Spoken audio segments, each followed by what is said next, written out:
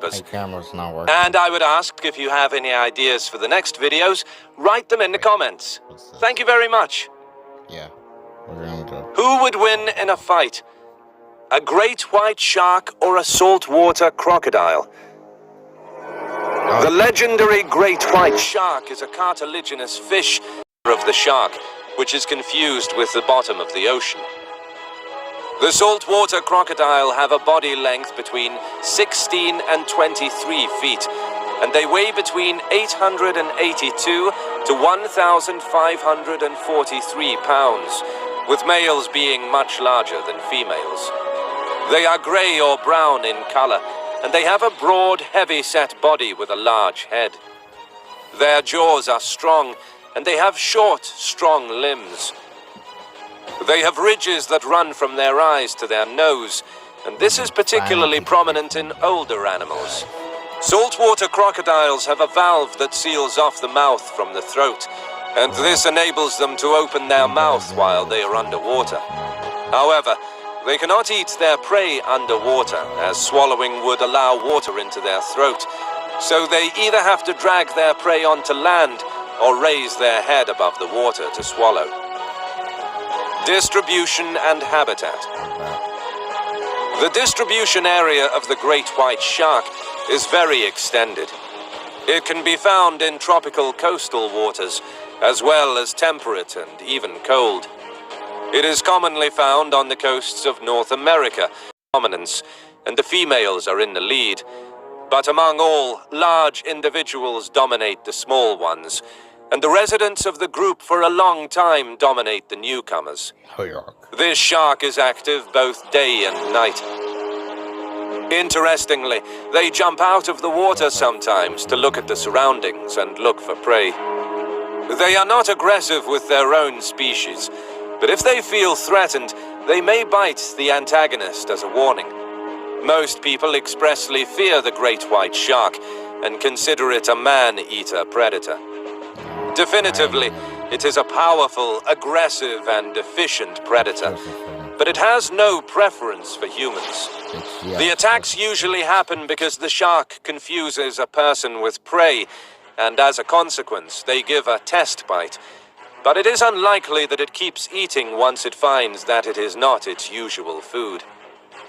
The saltwater crocodile has been thought of as one of the most intelligent and sophisticated of all reptiles.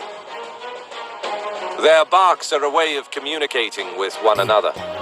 The saltwater crocodile is thought to have 4 different calls. The saltwater crocodile spends most of its time thermogulating to maintain its body temperature. If they become too hot, they often go into the water with only their eyes and nostrils showing, and stay submerged until they are cooled. If they become too cold, they lay in the sun on flat rocks until they warm up. Now let's see who wins this battle. 1. Bite force. Although having a huge jaw, the great whites don't have the highest bite force amongst sharks due to their diet. Biting through a seal's skin is very different than biting through the shells of a turtle. There are reports from computer modeling that have the world's most ferocious jaws, snapping shut with 2-ton force that makes great whites look toothless. 2. Tooth type.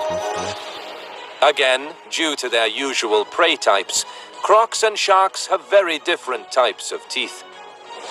A crocodile's prey is typically not only larger than a shark's, but also have much stronger bones and skins.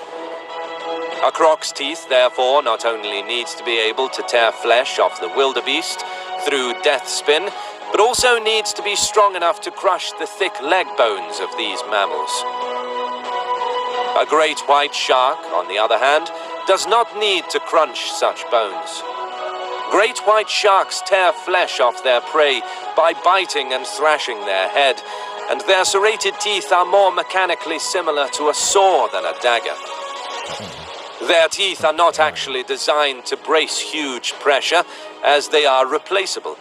They have rows and rows of spare teeth behind each visible tooth, ready to replace them in the event they fall off during a struggle.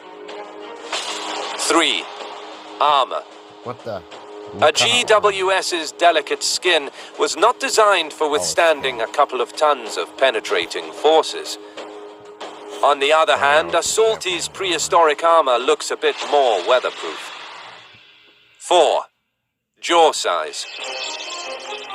To bite the body of a Salty, but lacks the bite force and the teeth to make it count. The Salty has enough bite force and the right teeth to do serious damage to whatever it can put in its mouth. But its mouth is not big enough for a great white shark. In my opinion, victory goes to the crocodile. A great white shark is most likely to die from missing a fin, but a Salty can live just fine without a leg. Yeah, it's so creepy. They can move on with legs. That's all for today. Thank you so much for watching, and please don't forget to subscribe and hit the bell button. Okay.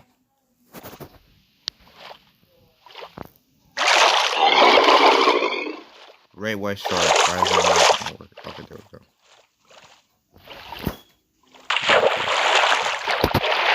First fish.